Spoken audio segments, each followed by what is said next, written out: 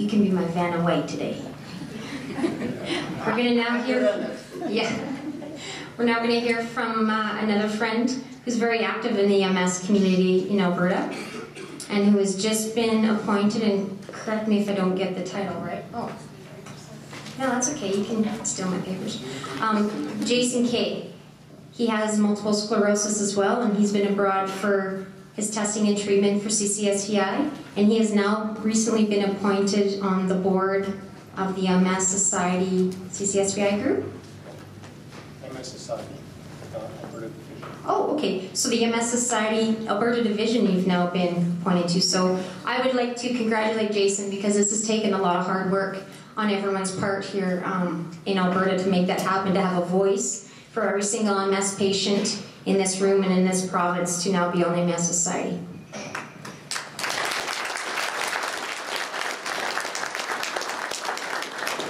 So we're now going to hear from Jason Kaye. Yep. Thank you, Michelle. Back in 2004, I was diagnosed with MS. They didn't know what kind, what type.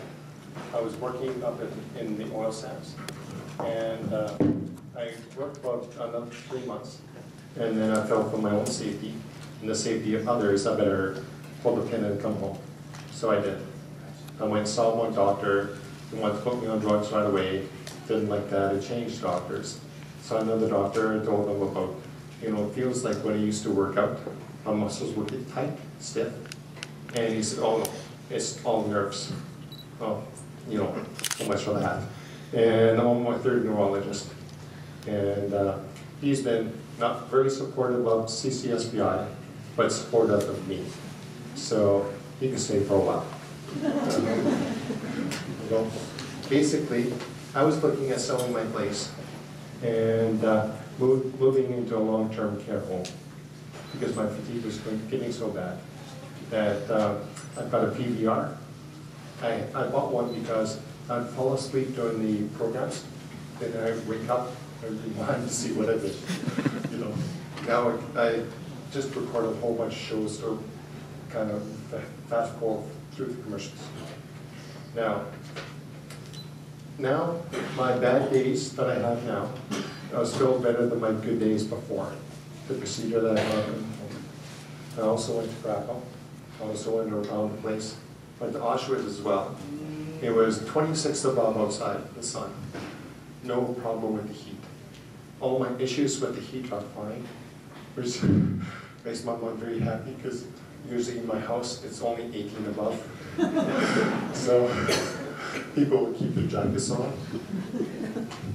Like I said, my heat sensitivity is gone. My spasticity and stiffness, some of it has come back. That's why I'm going at the end of May down to see Dr. Arata at PI. And, but it's still about 30% gone. But brain fog is about 50% gone. My strength and muscle tone is increasing every day. When I went to Poland, I was only doing about 2 to 4 revolutions, sometimes 5, on a little pet lift.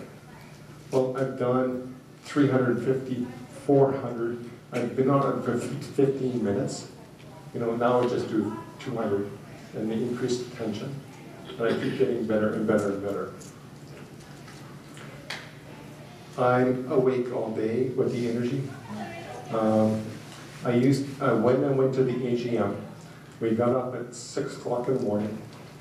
I was up all through the meeting, which went from 8:30 in the morning till about 4 p.m. for me. And then I was on the web all that night till about midnight. So I was totally awake for over 16 hours. And that was a godsend for me. I sit better in my wheelchair, not slouched over, basically just don't want to sit on the floor. And my hands, my feet, they're pink, they're warm. The swelling in my feet are gone. My shoes fit better. My color is back to normal. Where I have aesthetics, certain food sensitivities have decreased by 75%. The neck muscles in my shoulders are no longer tight. My drop foot is gone. My hair that I lost from the chemo. I was on Mytox for about a year. at a very, very heavy dose. I did my whole lifetime supply in 1 year, and my hair is coming back. I stopped taking any bladder control medications. I don't take that much aspirin or Tylenol anymore. I still take some stuff for the sinuses. And like I said, I am here. As far as meds go, I am on one little baby aspirin, which costs about $8 every 3 months, you know, for a bottle at London Drugs. And no more chemo drugs like Imuron, no more Botox, no more steroids, which the prednisone, one of the girls in our group in Shore Park told me, is she calls it the bitch pill, and her friend calls it the PMS pill. Any of you that have taken it and kind of weaned yourself off it, you'll know what you were like, especially your family. And you know, this, like I said, this has been a godsend. I live in Shore Park. I'm close to a lake. Well, I've gone out 3 times now, you know, in the wheelchair still.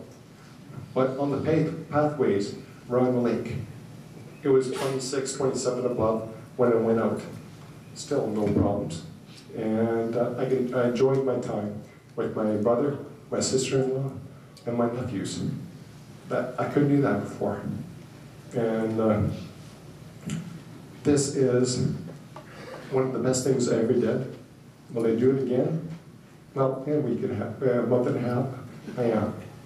You know, the problems that I have right now are with the valves in the veins in the 2 jugulars, and I'll be seeing Dr. Rata, which is a colleague of Dr. Hewitt's, on June 1st for my pre-op, June 2nd for the operation, and June 3rd for the follow-up.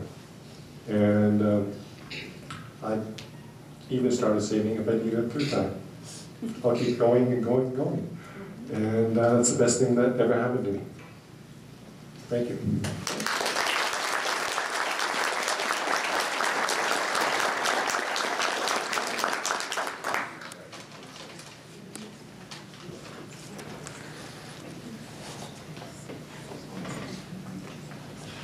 Thank you, Jason, and thank you everyone that spoke. From the human side, I like to call it, right from somebody that suffers from this disease. This is an awful, awful disease, and I have MS also, and I'd be the first to say this is not a cure, that MS is a complicated puzzle. But this is sure a piece of that puzzle, and it just makes sense that how if we do not have proper blood flowing in our bodies, how that can affect so many things.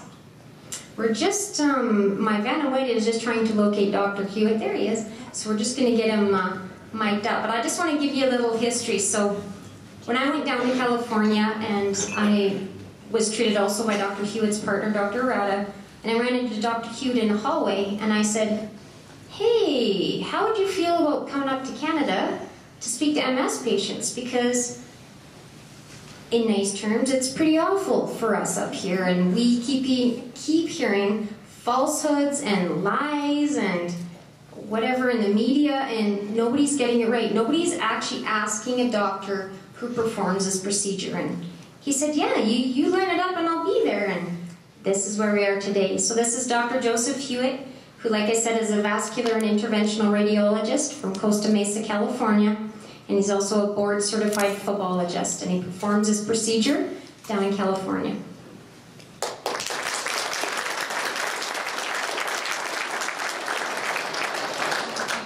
Give me a moment to get the piece started here, okay?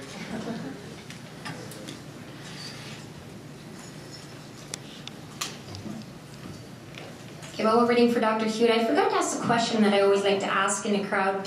How many of you have been tested for CCSVI? Raise your hand.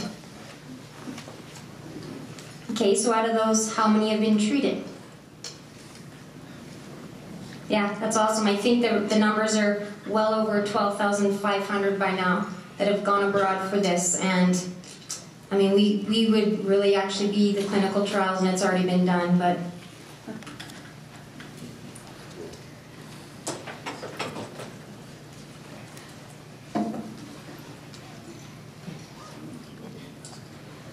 Oh, okay, I'm gonna ask you another question.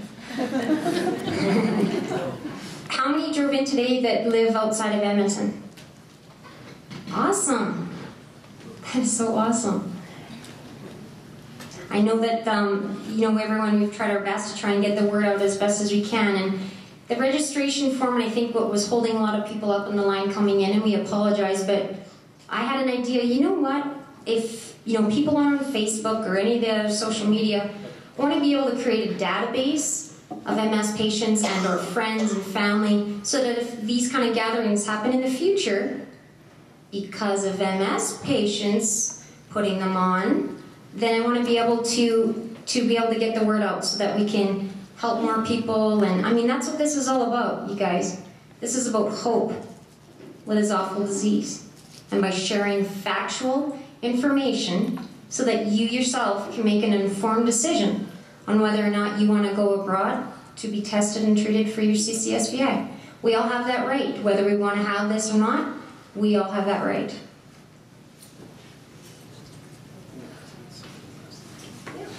I will.